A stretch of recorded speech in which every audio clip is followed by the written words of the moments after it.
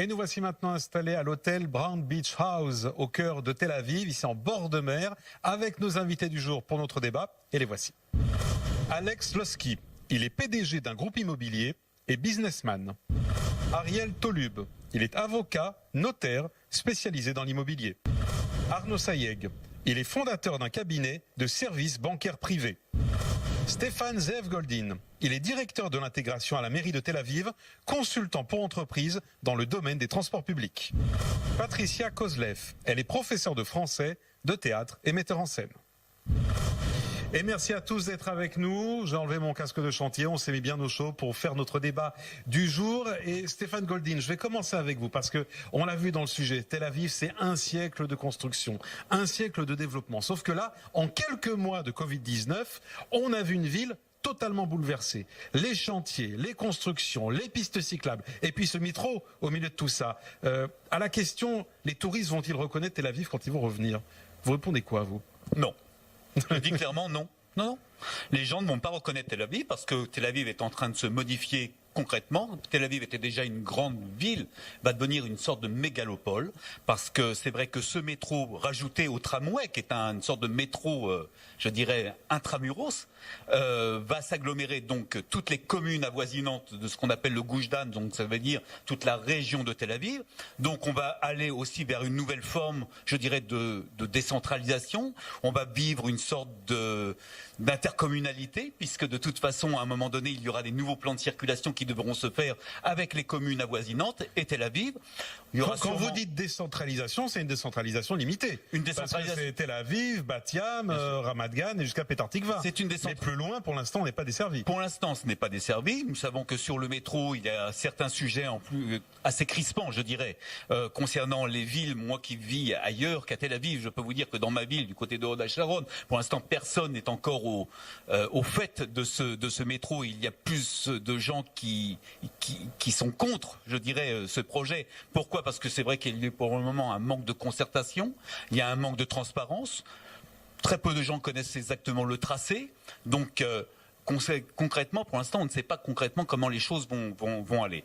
Ce qui est sûr, c'est qu'il va y avoir une modification drastique de la vision de Tel Aviv. Tel Aviv va devenir comme New York, comme Paris, comme les grandes villes internationales, avec son métro, avec son tramway, avec son réseau de transport qui est déjà très développé, je dirais, mais qui va se surdévelopper, où on espère, il y aura moins de bouchons, moins de pollution, et donc une plus belle qualité de vie. De vie, ça c'est ce que tout le monde espère. Arnaud Sayeg, quand vous voyez ce décor autour de vous, qui est en train de se bouleverser totalement, vous êtes heureux? Vous dites ça y est, on est en train de créer un nouveau New York ici, un nouveau Tokyo ou Singapour, ou alors ça vous fait peur? J'ai découvert Tel Aviv pour la première fois lorsque je suis arrivé en Israël il y a 28 ans de cela. Je peux vous dire simplement qu'aujourd'hui Tel Aviv est complètement métamorphosé. Ayant bien entendu des repères, j'ai vécu fut un temps bien entendu à Paris. Donc on a tendance de faire un petit peu l'amalgame, de rechercher également les choses qu'on a connues. Et effectivement aujourd'hui, Tel Aviv ressemble de plus en plus à une grande métropole telle que Paris, telle que Rome, telle que New York. Et bien entendu, nous, ça nous renforce plus en tant qu'habitant de Tel Aviv, puisqu'effectivement on voit autour de ça, au-delà de l'infrastructure des transports, on voit effectivement l'activité même au sein même de Tel Aviv. L'activité et puis les habitants. Patricia Kozlev, vous êtes en banlieue de Tel Aviv. Ce métro qui est en train de se construire et toutes ces constructions, ça va vous permettre justement d'être encore plus proche aujourd'hui du cœur de la ville? Écoutez, non, moi je vois pas du tout les choses comme ça. C'est-à-dire, moi ce que je vois surtout, c'est un infini cynisme. Je vois une corruption. Je vois des choses. Nous, on est complètement, on subit totalement. Moi, j'habitais à côté de Kikar Medina. C'était pas très cher. Donc c'est dans Tel Aviv. Voilà, j'étais dans Tel Aviv. Je me suis retrouvée avec des constructions tout autour de chez moi. Ce qui fait qu'il y a des jeunes qui sont arrivés parce que les familles pouvaient plus tenir. Et finalement, moi-même, je suis allée à Batiam pour trouver quelque chose qui soit un tarif de location. Je rappelle quand même que j'ai quasiment fini une thèse et que je suis prof à Yafo et que je veux dire, quand on voit le prix des loyers et le prix et les salaires, je veux dire, c'est là que je parle de cynisme et c'est là où, quand on me parle de métro, moi je suis en vélo. D'accord? Donc moi, j'en ai rien à faire de savoir s'il y aura des kakim, des embouteillages ou pas d'embouteillages. Moi, ce que je sais, c'est que j'ai été obligée donc de... Oui, mais justement, c'est pour aider Pardonnez-moi, justement la connectivité que Oui, ces infrastructures sont créées aujourd'hui. J'aimerais juste C'est pour vous aller aider. jusqu'au bout de ce que je voulais vous dire. C'est-à-dire que moi, donc j'ai été plus ou moins chassée, 1, par l'augmentation du loyer, 2, par le bruit, 3, par la pollution incroyable de ce que ce métro fait. Bon, moi, je comprends, je respecte, hein, la ville se développe, bon, c'est comme partout. Je suis allée à Batiam, et là, j'ai vu ce que c'était qu'une ville qui n'a aucun respect du citoyen. Aucun. Il y a presque pas de service public. Les rues sont en lambeaux. Tout le monde construit. Alors, on construit encore plus qu'à Tel Aviv. Pourquoi? Parce qu'on attend le métro. On attend le métro, donc ce qu'on fait, c'est que moi j'habite dans un immeuble qui est en train de pourrir sur pied, littéralement. Alors c'est moi qui bétonne hein, pour pouvoir... Puisque je précise que le terminus du métro de Tel Aviv sera à Batiam. Voilà. Ouais. Et donc en attendant que ça pourrisse, on loge des gens comme moi.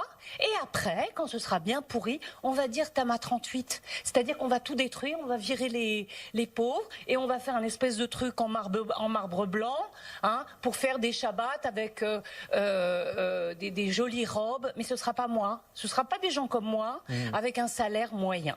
Donc vous reconnaissez pas là-dedans. Alex Loski, comment vous réagissez quand vous entendez ces témoignages-là? Et vous êtes dans l'immobilier depuis une trentaine d'années. À peu près. Vous avez vu cette évolution en plus? Moi, franchement, je viens 3 fois par semaine de Jérusalem à Tel Aviv. Franchement, je vois cette ville, moi je vois positif toujours. Je vois cette ville qui est en train de changer, extraordinaire, qui est pour les vélos, le tramway, le métro. Les gens vont arriver de Petah Tikva jusqu'à Batiam. Les gens qui voudront partir, au contraire, les gens qui paieront, c'est normal que Tel Aviv est cher, Tel Aviv c'est Tel Aviv, mais les gens qui pourront pas payer à Tel Aviv, ils habiteront à Batiam, ils seront en 5 minutes à Tel Aviv en métro. Il y a une évolution extraordinaire qui se fait dans cette ville, et comme vous le savez, j'étais à Dubaï, et Tel Aviv, même à Dubaï, c'est clair et c'est net, dès qu'il y a des métros, dès qu'il y a des tramways, parce que les embouteillages, tout le monde les déteste. Mais dès qu'il y aura cette infrastructure qui marchera bien, il n'y aura plus d'embouteillage. Pour autant, ça ne rassure pas celle qui habite en banlieue de Tel Aviv. Je comprends ce qu'elle a passé, mais c'est la vie comme ça. Ça avance, il faut que ça avance. Réagissez, Patricia. On crée des cités pour les riches. C'est tout. Les gens comme moi, il n'y a plus de services. Il n'y a plus de services publics. Il n'y a plus de bibliothèques. Il n'y a pas de gens pour nettoyer les rues. Les gens comme moi, ils vivent comme des misérables. Et c'est nous qui travaillons, et c'est nous qui allons au supermarché pour donner de l'argent à ce pays et le faire tourner. Stéphane Goldin, parce que vous représentez la mairie de Tel Aviv, en gros ce qu'elle dénonce, c'est une centralisation de toute l'énergie sur le cœur battant de Tel Aviv et pas autour. Tel Aviv, qu'on le veuille ou non, est le poumon économique de ce pays. C'est comme New York, c'est comme Paris, c'est comme Rome, c'est comme Dubaï, c'est le poumon économique. Il faut savoir que lorsque le métro arrivera, c'est-à-dire on parle d'à peu près de 2040, hein, on s'assoit et on boit. On sera là. Ce ne sera pas 2022 ni 2024. Je ne parle pas du tramway, Merci de nous rassurer. je parle du métro.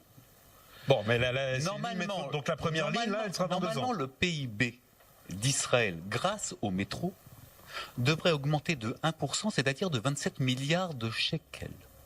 Ce qui est un chiffre énorme. Grâce, je dirais, à l'évolution donc de ce métro qui arriva dans Tel Aviv. Je suis d'accord, c'est sûr qu'à Tel Aviv, le métro, ça fait du bruit. C'est sûr qu'actuellement, il y a de la pollution. Mais prenons un autre exemple, prenons Paris, quand on a fait le métro autour de la ceinture. Les gens étaient très mécontents. Le tramway des maréchaux. Le tramway des maréchaux. Moi, je me souviens, je m'en suis à l'époque occupé. Voilà. Ce que je peux vous dire, c'est qu'actuellement, par contre, il y a un paradoxe. Autant, si on regarde ce qui s'est passé à Paris et dans la grande ceinture, les prix de l'immobilier ont augmenté, autant actuellement, les prix de l'immobilier à Tel Aviv sont en train de stagner et un peu de chuter. Oh, attendez. Ça, c'est la deuxième partie de l'émission. Donc, je ne reviendrai pas sur le... Voilà. Mais toujours est-il que je comprends, madame. Je comprends. Les prix sont hyper élevé. Les prix sont même, je dirais, démentiels, pour dire clairement les choses. Alors, mais comme à Paris, comme à Londres, comme dans toutes les capitales, les prix sont Tel très Aviv chers. ne fait pas exception, c'est le fond de votre message. On marque une toute petite pause, on se retrouve ici à Tel Aviv dans quelques instants et on va se poser ensemble la question, toute cette période de Covid-19 qui a vu des immeubles désertés et ces constructions également de tramways et de métro, comment vont-elles influer sur les prix de l'immobilier? On en parle juste après la pause. KNE, le cabinet de services bancaires privés qui vous rend la banque plus simple.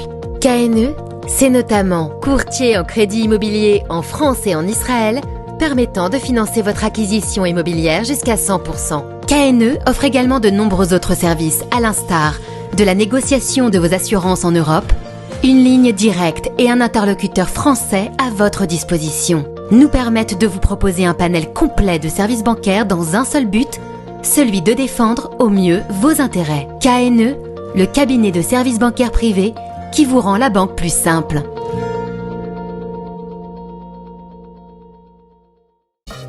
Et merci de nous retrouver ici à Tel Aviv. Nous sommes à l'hôtel Brown Beach House, au bord de la mer, en compagnie de nos invités du jour. Si vous étiez avec nous en début d'émission, on a parlé ensemble de cette véritable révolution qui est en train de se vivre en ce moment même, alors que le Covid-19 a paralysé une partie de l'activité. Des constructions se font de partout. Construction d'immeubles, vieux immeubles détruits, construction en parallèle du tramway et du métro de Tel Aviv. Comment ça va influer sur la capitale économique d'Israël? Ariel Tolub, je vous ai pas encore donné la parole dans cette émission. J'aimerais vous entendre justement là-dessus. Quel regard vous portez sur ce qui est en train de se dérouler en ce moment même, ici, à Tel Aviv, sous nos yeux? Alors, je vais centrer ma réponse essentiellement sur le Covid. Il faut séparer deux éléments. Le premier, c'est le nombre de transactions. En effet, le nombre de transactions a considérablement diminué. Mais cette baisse du nombre de transactions n'implique pas encore une baisse sur les prix à Tel Aviv. Alors, le nombre de transactions qui diminue, faut traduire, c'est parce que Israël est quasiment bouclé depuis maintenant une demi-année. Les touristes ne peuvent plus venir depuis le mois de mars, maintenant je crois. Ça paralyse normalement une activité immobilière. À cela, tout à fait, à cela se rajoutent aussi les Israéliens eux-mêmes dans un climat d'insécurité où les vendeurs ne savent pas bien vers où va le marché, où les acheteurs ne savent pas s'ils vont gagner assez d'argent au final, vu les problèmes qu'il y a eu avec les confinements. Et donc, toute tension se ressent, y compris dans les transactions immobilières. Alex Losky, votre regard justement sur ce qu'on vient de vivre et le résultat pour l'immobilier ici en Israël. Et je vais vous poser la question que tout le monde attend. Est-ce que les prix vont baisser ou pas? Malheureusement, je commence pas bien déjà. Malheureusement, les prix de l'immobilier en Israël ne baisseront pas, pour deux raisons. Première raison, les Israéliens, avant tout, adorent acheter de l'immobilier. Adorent. Il y a une transaction, on ne va pas faire publicité, une transaction à Ramat Gan qui vient de se faire. En 3 semaines, on a vendu 150 appartements que des Israéliens. Les gens de l'extérieur... Parce que les Israéliens, c'est quel pourcentage d'acheteurs? Ah, c'est la majorité. 90%. 90%, c'est les Israéliens. Ouais. Donc c'est vu de l'esprit quand on dit ce sont les Français qui achètent à Tel Aviv. Non, c'est les Israéliens. Les Israéliens, c'est les premiers acheteurs immobiliers dans tout Israël. Maintenant, les Français ont fait beaucoup de bruit. C'est normal. Maintenant, les gens des États-Unis, les Français, les Européens, tout ça, déjà achètent un petit peu par Zoom. Achètent un petit peu. Ça n'a rien à voir aux années qu'on a connues. Mais quand les frontières vont s'ouvrir, ils sont aperçus, étant donné qu'il n'y avait pas d'appartement en Israël, ils vont venir acheter, peut-être pas à Tel Aviv, parce que les prix de Tel Aviv sont chers, qu'il n'y a pas de terrain à Tel Aviv, c'est simple. Quand il n'y a pas de tomates au marché, les prix de tomates sont chers. Mais les gens vont faire comme les Israéliens, apprendre qu'il faut être sur la locomotive et acheter dans les villes de Netivot jusqu'à Haïfa, où c'est beaucoup moins cher, rentrer dans la locomotive et un jour pourrait acheter à Jérusalem, à Tel Aviv ou n'importe où. Et c'est ça qu'ils font les Israéliens. Ils arrivent toujours à sauter vite les étapes, car ils ont compris qu'avec un peu d'argent, et après on augmente. C'est ça Israélien. Les prix, malheureusement, je répète à tout le monde, les prix de l'immobilier ne vont pas descendre. Ils sont stables pour l'instant et ne vont pas descendre, malheureusement. Arnaud Sayeg, c'est le même constat que vous faites et c'est le même message que vous adressez à ceux qui nous regardent? Absolument, j'ai tendance également, en tant qu'ex-banquier, de me focaliser essentiellement sur les chiffres. Et les chiffres parlent toujours d'eux-mêmes. Lorsque vous voyez effectivement, par exemple, pour le mois de septembre 2020, qui était un mois, je vous rappelle, c'était les fêtes de Tishri, donc les fêtes de Rosh Hashanah, de Kippour, donc des fêtes fériées. Et vous avez également la moitié du mois de septembre était fermée en raison du confinement. Seconde vague du confinement, plus aucune activité commerciale et économique. Il s'avère simplement que le mois de septembre a été un mois de record de vente d'appartements. Simplement, vous donner un aperçu. C'est un paradoxe. Complètement. Et lorsque Donc tout s'est fait en ligne. Bah, Quasiment. pour vous Parce que c'était l'époque de confinement, les gens pouvaient à peine visiter les appartements. 3 jours avant le début du confinement, on a vendu 30% d'appartements avant le début du confinement. C'est-à-dire que les gens, ne sachant pas qu'est-ce qui les attendait sur le plan économique en Israël, ont décidé simplement d'établir un état de fait et de faire l'acquisition d'un bien. Au-delà de cela, là on parle de vente uniquement, bien entendu, d'appartements. Je vous parle également de financement. Le mois de septembre a été un mois de record de financement, de volume de financement en Israël. On a atteint les 6,3 milliards de shekels, ce qui est complètement paradoxal. Très paradoxal. Vous confirmez, Ariel? Je confirme, je voulais rajouter un élément sur le fait, en effet, je suis d'accord avec Alex, avec Arnaud, pour dire que les prix ne vont pas baisser. Mais premièrement, je pense qu'il ne faut pas espérer une baisse des prix, parce que baisse des prix égale crise économique. Donc je pense que c'est dans notre intérêt à tous de ne pas espérer une baisse des prix, mais plutôt de solutions. Crise économique avec le Covid-19. C'est vrai, mais justement, en Israël, on supporte pour l'instant bien la crise. Relativement, par exemple, on vous parlait du PIB tout à l'heure, on est à moins 5,7%, alors que dans l'Union européenne, on est à plus de moins 8%. Et ce que je voulais dire aussi par rapport au fait que les prix ne vont pas baisser sur le long terme aussi, parce qu'on va finir par en sortir de la crise du Covid, c'est la démographie qui est énormément positive en Israël. C'est la plus grande, c'est la croissance la plus importante dans les économies occidentales. Donc il n'y a aucune raison. Les prévisionnels, c'est 2040, on sera 13 millions, plus de 13 millions, alors qu'aujourd'hui on est 9 millions. Il n'y a aucune raison de penser que les prix vont baisser. Partie de cette dynamique, Stéphane Goldin, on se dit que Tel Aviv est une ville de riches. Israël va peut-être être globalement aussi un pays de riches, parce que les prix que certains espéraient voir baisser ne vont pas fléchir. Tel Aviv est une ville pour des gens qui ont de l'argent. On ne va pas se raconter d'histoire, mais comme Paris est une ville pour les gens qui ont de l'argent, comme New York est une ville. Par contre, nous allons revoir un véritable aménagement du territoire qui va se modifier. D'ailleurs, il va se modifier surtout grâce au ferroviaire, parce que il s'avère qu'aujourd'hui, il y a énormément d'entreprises qui vont du côté d'Afula depuis que le train va à Afula. Il y a énormément de gens qui vont du côté de Beersheba parce qu'il y a un véritable développement. Et parallèlement, on s'aperçoit aussi qu'il y a des gens qui se dirigent, non pas pour des raisons idéologiques d'ailleurs, vers plutôt l'est du Pérou, vers ce qu'on appelle la Judée-Samarie, parce que c'est vrai que les coûts sont moins chers et qu'il y a une infrastructure routière qui est en train de se développer, avec une infrastructure aussi de transport public qui va permettre aussi aux gens, au-delà de ce qu'on appelle la ligne verte, de pouvoir aller travailler un peu partout. Oui, mais le paradoxe, c'est que ça ne fait pas baisser les prix ici, ça les fait monter là-bas. Ça ne fait pas baisser les prix ici, mais je voudrais quand même revenir à ce que disait tout à l'heure Madame. C'est vrai que Tel Aviv est peut-être une ville très chère, mais faisons un peu regardons un petit peu la photo. L'Arnouna, c'est-à-dire l'impôt local à Tel Aviv, est sûrement le moins cher en Israël. Est sûrement le moins cher en Israël. Pourquoi? Parce qu'il y a un dynamique économique, parce qu'il y a un nombre d'entreprises qui est là, et donc c'est vrai que ce que vous allez peut-être économiser en allant vivre à Bat Yam ou à Givatayim ou à Ramat Gan, vous allez automatiquement le récupérer en vivant à Tel Aviv. De plus, vous allez avoir une infrastructure en général de transport qui va vous permettre d'éviter les transports publics à Tel Aviv. Vous pouvez prendre votre vélo, comme vous le dites, même de Bat Yam, puisqu'il y a une très belle promenade, je dirais, qui amène de Bat Yam à Tel Aviv. Mais au-delà de ça, quand vous vivez à Tel Aviv, dans le fond, vous n'avez pratiquement pas besoin de voiture. Aussi.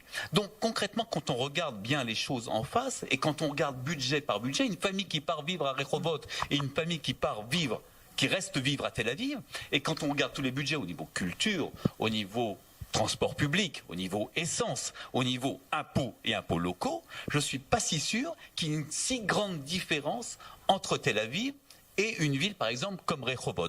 Maintenant, donc tout n'est qu'impression. Tout est impression. Maintenant, comme le disaient mes prédécesseurs, et je pense que c'est M. Elowski qui le disait, c'est vrai qu'on va avoir une nouvelle donne au niveau de l'aménagement du territoire, et c'est vrai qu'on va avoir des mouvements, je dirais, de population. C'est vrai que certains vont plus pouvoir payer leur loyer, leur mashkantaot, c'est-à-dire leur crédit immobilier, merci. Mais du coup, ça va permettre aussi à réaménager certains endroits d'Israël qui étaient, à mon avis, en tant que vieux sioniste, je dirais, encore trop vide. Encore trop vide et abandonné. Patricia, j'aimerais avoir votre réaction sur tout ce qu'on vient d'entendre. Oui, là, je suis- Parce que j'imagine que vous devez paniquer totalement si on dit que votre avenir, il se dessine ainsi. Je suis pas du tout d'accord avec tout ce qui se dit, puisque on vit pas dans le même monde finalement. Moi, par exemple, tous les gens que je connais, ils peuvent pas acheter. Et c'est des profs, c'est des intellectuels. Moi, je connais beaucoup d'intellectuels à qui j'enseigne le français, des linguistes, des gens comme ça, qui n'ont qu'un rêve dans leur vie, c'est de partir d'ici. Ils ne rêvent que d'une chose, c'est de partir d'ici, de partir D'ici quoi? Partir d'Israël? de ce cynisme, du prix de la nourriture qui est insupportable. Le budget nourriture, il est insupportable pour un Israélien moyen, pour un étudiant. Il n'y a pas d'étudiants qui ne travaillent pas ici. Je veux dire, de quoi on me parle? Quand on me dit tous les Israéliens achètent, etc. Franchement, je ne connais pas ces Israéliens qui achètent. C'est certainement oui, j'ai des étudiants comme ça qui sont ingénieurs, qui travaillent dans la high-tech, enfin en général qui habitent autour de Tel Aviv, qui sont l'intelligentsia technologique, hein, c'est-à-dire il n'y a pas d'artistes, il n'y a pas d'intellectuels. Et le reste, galère. Voilà, eux ils achètent. Maintenant, aujourd'hui, quand même, on est d'accord pour dire, je sais pas où moi j'ai rêvé, mais qu'il y a 20% de chômage aujourd'hui en Israël. Moi, j'enseigne dans une école, au Collège des Frères à Yafo. On nous demande, nous, de prêter de notre salaire pour que l'école continue à vivre, parce que les parents n'arrivent plus à payer l'école. Donc de quoi on me parle là? Alors les gens peut-être achètent, d'accord? Je suis d'accord, peut-être qu'ils achètent aujourd'hui en se disant ouais, avec la crise on va nous faire des...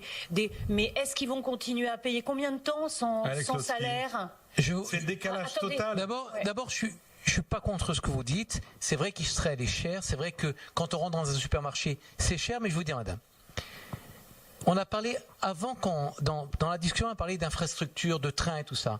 Il n'y a aucun mal d'acheter un Nitivot, un 4 pièces à 1 million de shekels, d'accord? Pas tout le monde habite à Paris. Pas tout le monde habite dans le 16e, d'accord? Tous les jeunes aujourd'hui habitent en dehors d'Israël. Les jeunes qui veulent rester en dehors de Tel Aviv. Et les gens qui sont à Tel Aviv, c'est beaucoup de jeunes qui veulent louer à Tel Aviv, car ils travaillent à Tel Aviv. Et moi, je peux vous dire, je suis tellement... Mais il y a aussi une réalité, c'est que les jeunes à Tel Aviv sont obligés de se mettre en colocation à 2, 3 ou 4 par appartement. Mais c'est la même chose. Ce n'est pas le cas à Paris. Oui, mais c'est la même à Paris. Non, à Paris. non. À Paris, on peut se débrouiller sans se mettre en colocation à 4 dans un appartement. Non, mais ce qui se passe, d'abord ils sont... C'est la même chose à Londres. Madame, regardez. Si un jeune qui se marie, je connais pas beaucoup de jeunes en France, quand ils se marient, ses parents n'aident pas, qui peuvent acheter à Paris. Ils vont acheter à Grenoble, ils vont acheter à Bordeaux, je sais pas où ils vont acheter. C'est vrai qu'il y a des aides en France qu'il n'y a pas en Israël. On reçoit 100% de prêts en France, ici on reçoit pas. Bon, mais si on tourne dans les villes de Harish, d'accord, jusqu'à même dans la Judée-Samarie, jusqu'à l'été, on peut acheter des appartements avec une aide. Aujourd'hui, il y a le prix des Mishtaken, il y a le prix pour les jeunes qui n'ont pas. Le prix ciblé, il y a des solutions. Pas tout le monde doit habiter à Tel Aviv. Je ne sais pas de qui vous me parlez là, qui achète. Je voulais juste rajouter, d'abord c'est pas simple de vous entendre, mais on partage tous le même problème. Je veux dire, nous aussi on habite en Israël, on a des enfants qu'on veut faire grandir et qu'on veut qu'ils s'assument aussi en Israël, donc on le vit ce problème. Je partage tout à fait l'avis d'Alex.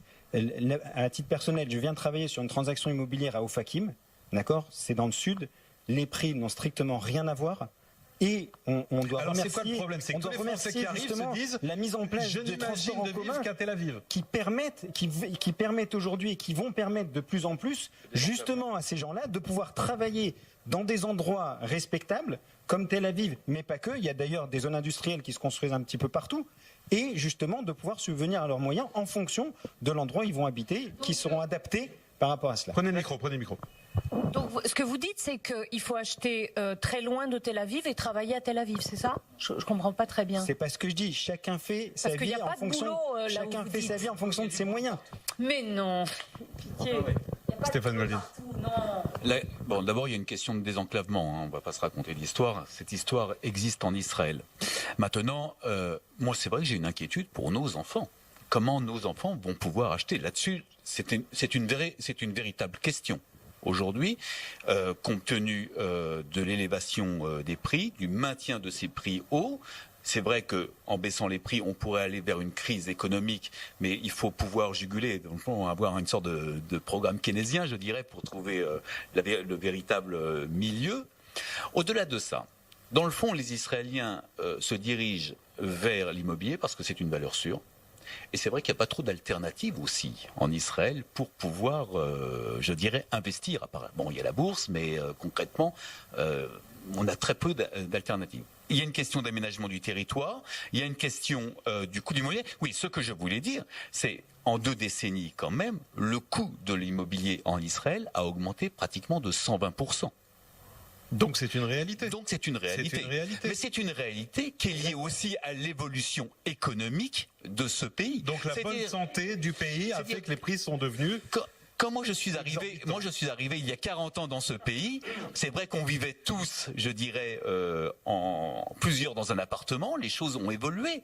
C'est vrai qu'à l'époque, il n'y avait pas de Nescafé, on buvait tous du café élite, on va dire les choses clairement, il n'y avait que le Mashbir qui était moins cher. Tout était moins cher, mais il y a eu une évolution qui est liée d'ailleurs à la mondialisation, à la globalisation, qui fait qu'aujourd'hui, Israël se maintient dans les premières places de l'économie mondiale. Patricia Evans Debout. J'adorerais parler de cette place extraordinaire qu'a Israël dans l'économie mondiale. Vous savez comment elle tient, cette économie? C'est parce que c'est effectivement, les parents ont 2, 3, 4 enfants, ce qui est magnifique. Sauf qu'il n'y a personne qui leur donne un coup de main. En France, vous avez des crèches, vous avez des écoles, c'est quasiment gratuit. Ici, c'est 5000 shekels par mois. Ça veut dire que qui paye? Ce sont les grands-parents qui viennent à la maison, ce sont les femmes qui payent très cher le prix de l'économie israélienne. C'est ce qu'on appelle un impôt invisible. C'est comme ça qu'elle tient l'économie israélienne, sur le dos des femmes, parce qu'elles travaillent comme des esclaves. Il y a l'école jusqu'à midi 1h, elles vont chercher leur enfant, elles l'amènent au sport. On paye tout, on paye toutes les activités. Voilà comment tient l'économie israélienne. Jusqu'à quand vous croyez que les humains comme ça vont pouvoir être pressés comme des citrons pour que des monopoles puissent s'en mettre plein les poches? Parce que c'est un puzzle qui va craquer. Par ailleurs, dans les supermarchés, moi ce que j'arrête pas d'entendre aujourd'hui, c'est qu'il y a des monopoles qui font qu'il n'y a pas de concurrence. Alors ça c'est encore un autre sujet, on en a parlé dans une précédente émission. On paye le beurre, le pain, on paye tout. On a fait une émission entière sur le beurre et quelques mois. Arnaud Sayeg. Oui, C'est une réalité ce qu'elle décrit. Alors c'est une réalité, c'est une fatalité, c'est une exactitude, il n'y a rien à dire sur ce sujet. Je pense simplement que vous dressez un tableau très noir d'Israël, si je peux me permettre. Et ça, j'ai du mal à me retenir. Et je dois ajouter également, pour être un peu plus équilibré sur votre manière de présenter Israël, Israël également c'est une qualité de vie. Au-delà du fait également qu'effectivement, il y a des gens qui sont dans le besoin, il y a des gens qui n'arrivent pas peut-être à voir le jour, etc., etc. Vous avez une réelle qualité de vie, vous avez des gens, on donne la chance ici par le biais de Tzahal. Donc être en terre promise, ça a un prix, c'est ça que vous voulez dire? Ce que je dis simplement, je pense également que nombreux, et si certaines personnes souhaitent effectivement faire leur alia, que je recommande, je renforce également dans cette décision de se préparer en amont. Je pense que nombreux ont été ceux qui sont venus en Israël non préparés. J'ai travaillé à l'agence juive et j'avais au-dessus de mon bureau un tableau avec une photo. Il était marqué noir sur blanc. On ne vous a jamais promis un jardin de roses. Israël, il faut se remonter les manches. Ne faites pas l'amalgame. On vous a promis du lait et du miel quand même. Le lait, le miel est là. Ouais. Il suffit simplement très cher, de se donner la peine d'aller chercher et de le boire. Alex Lotzki. Alors d'abord, je suis d'accord 100% avec mon ami, 100%. Attendez madame, 100%. Je dis que c'est une joie de vivre en Israël. Il y a une entraide en Israël entre les gens extraordinaire, ça c'est un. Deuxièmement, je vous répète du début. C'est ce que je pense. Si vous n'êtes pas contente, madame, vous pouvez repartir en France. Oui, on est tous contents ici, puisque tous vos amis veulent repartir. Nous, on est là, on a nos enfants qui ont fait l'armée, on est très heureux en Israël. Attendez, madame. Attendez, le thème de l'émission, c'est pas est-ce qu'on aime ou on n'aime pas faire l'alia ou faire nos courses en Israël. Maintenant, le thème, c'est peut-être, je resitue quand même. Le thème de l'émission, c'est quand même est-ce que les gens qui nous regardent depuis la France, depuis la Suisse, depuis la Belgique, attendaient le coronavirus et se dire on va acheter un peu plus tard parce que après, ce sera peut-être moins cher et plus accessible. Alors, ça sera pas moins cher, mais je peux vous dire, en s'éloignant de Tel Aviv ou de Jérusalem, vous trouverez chacun votre chaussure à vos pieds. Il y a de la marchandise pour tout le monde, il y a l'immobilier à tous les prix. Ne vous inquiétez pas, venez. Ariel Tolub. Vous parlez aussi d'investisseurs. On a parlé jusqu'à maintenant essentiellement d'immobilier privatif. Mais il y a d'autres types d'investissements et ceux-là qui sont en verve. Par exemple, les terrains agricoles, par exemple, les bureaux, les commerces. Et ça marche très bien. Il y a des zones industrielles qui sont en train de se construire un petit peu vraiment dans tout Israël, pas que sur Tel Aviv. Et pareil, en cette période, les prix n'ont pas baissé. Alors, en cette période, le marché des bureaux, c'est très compliqué à prévoir. Parce qu'on a appris le travail à domicile. Exactement. C'est pour ça que c'est très compliqué à prévoir comment est-ce Et qu'il on va a vu faire. de grandes entreprises qui devaient s'installer dans d'énormes bureaux en bleu Tel Aviv et qui ont annulé les commandes. Tout à De fait. grandes banques vous notamment. allez maintenant à Google, vous avez 10 étages qui sont vides au moment où on se parle. Donc c'est très difficile de prévoir. Et donc ça comment... a provoqué quoi ça? Vous me demandez, il y a une expression qui dit en hébreu, la prophétie a été donnée aux imbéciles. Je ne peux pas vous répondre. Bon, c'est pas de la prophétie, c'est simplement qu'aujourd'hui, il y a peut-être une offre qui va être plus forte que la demande pour les bureaux, s'ils sont désertés par les entreprises. C'est possible, mais en même temps, ça construit énormément. Donc tout laisse à croire qu'avec la politique justement économique, sur le plan macro qui continue à être positive, les prévisions de PIB pour l'année prochaine qui sont à 5% pour Israël, ce qui n'est pas négligeable, et d'autres données économiques qui vont dans le bon sens, on peut aussi espérer que les bureaux soient aussi remplis demain. En tout cas, en 2021. Ce qui est dingue, c'est le décalage énorme entre une grille de chiffres qui décrivent l'excellente santé d'un pays, si je comprends bien ce que vous me dites depuis tout à l'heure, et puis l'impression qu'on a sur le terrain avec des gens qui n'ont plus de travail avec le Covid, d'autres qui sont obligés de travailler depuis chez eux, de s'en sortir. Ce que vous décriviez tout à l'heure, Patricia. Oui, pardonnez-moi, là, je voulais, sur la qualité de vie en Israël, moi je suis arrivée il y a 10 ans. Je suis extrêmement sioniste et aussi parce qu'en France, en tant que professeur, c'était insupportable. Il y a l'antisémitisme en France, j'ai pas envie de retourner en France pour me faire décapiter. Sinon, je peux vous assurer que je retourne en France tout de suite. C'est votre crainte aujourd'hui ? Bien sûr La que France est devenue impossible pour vous ? Mais bien sûr, la France est impossible pour moi. Ça, c'est clair.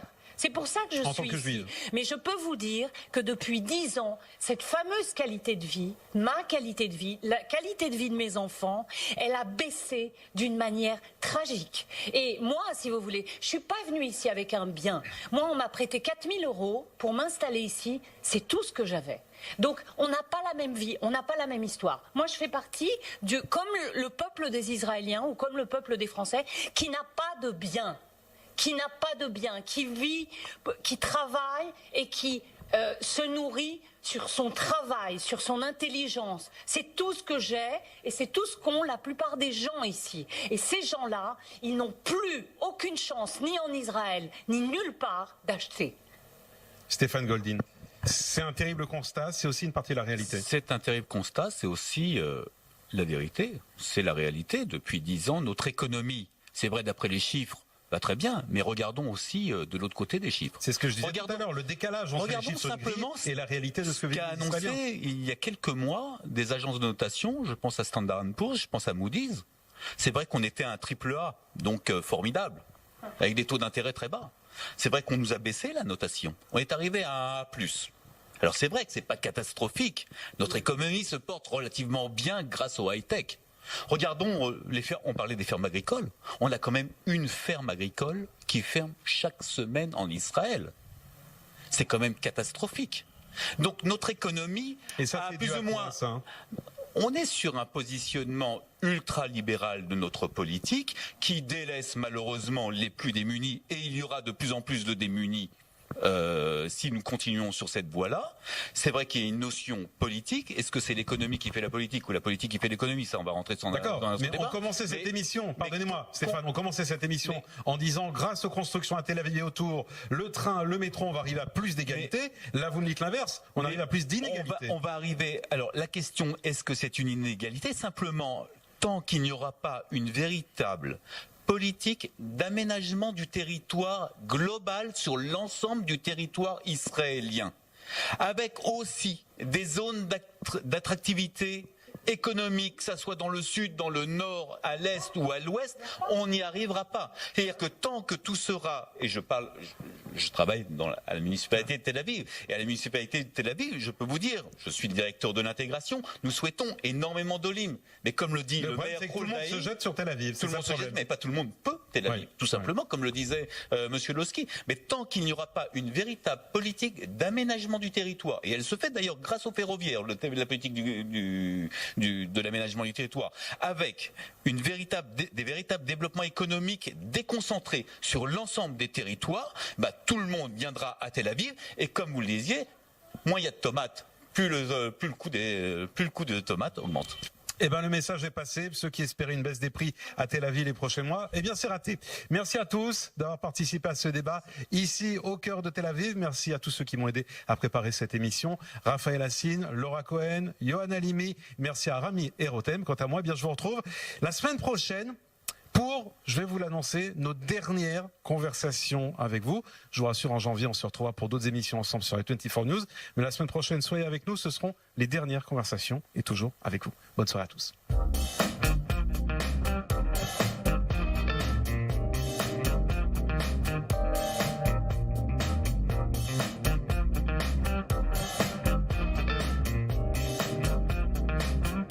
Israël va devoir revoir complètement son plan d'aménagement, un véritable plan de circulation à l'échelle nationale, avec un aménagement sur l'ensemble du territoire.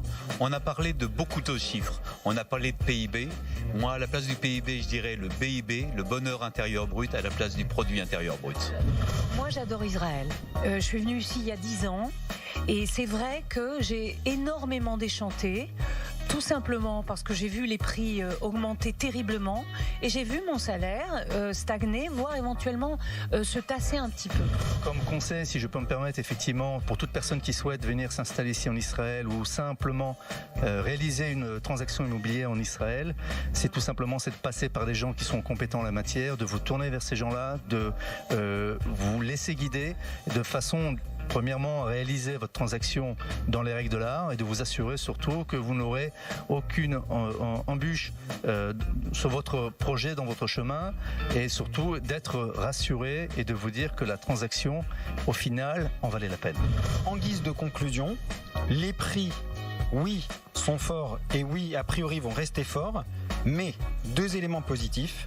Le premier, les transports en commun qui vont faciliter l'accès aux gens et donc permettre de décentraliser, d'habiter en banlieue justement des villes chères comme par exemple Tel Aviv, Jérusalem. En espérant que l'État d'Israël libérera le maximum de terrain pour que les prix soient beaucoup stables, et on vous attend tous en Israël.